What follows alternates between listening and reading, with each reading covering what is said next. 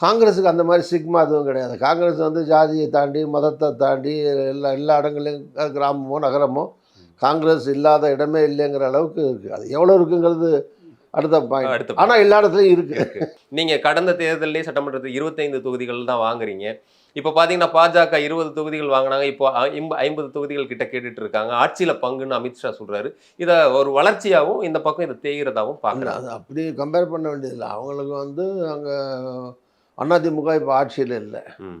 ஆட்சியில் இல்லாத ஒரு அதிமுகவோட மத்தியில் ஆட்சியில் பவர்ஃபுல்லாக ஆட்சியில் இருக்கிற ஒரு பிஜேபி. ம்.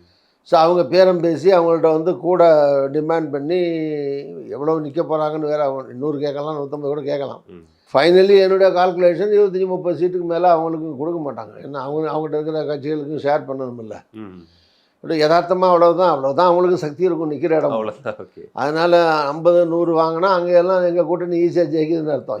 எங்கெல்லாம் பிஜேபி 100 இடத்துல நின்னா ஈஸியா உங்க கூட்டணி வந்து கூட்டணி ஈஸியாக அந்த இடங்களில் வந்துரும்னு அர்த்தம். ஓகே. அதனால இப்போ முஸ்லீம்ஸ் அதிகமாக இருக்கிற தொகுதிகள், கிறிஸ்டின்ஸ் அதிகமாக இருக்கிற தொகுதிகள், 2 பேரும் சேர்ந்துருக்கு அதிகமாக இருக்கிற தொகுதிகள், ம். இதெல்லாம் சீட்டை கேட்க மாட்டாங்க. ஓகே. ஸோ அதனால் அங்கங்கே சில ஏரியாக்கள் தான் அவங்க செலக்ட் பண்ணி வச்சுருப்பாங்க. அதுக்குள்ளே எல்லா கட்சியும் ஷேர் பண்ணிங்கன்னு வரும்போது 20-30 சீட்டுக்கு மேலே வராது. அவ்வளோதான் வாய்ப்பு இருக்கும் நினைக்கிறேன்.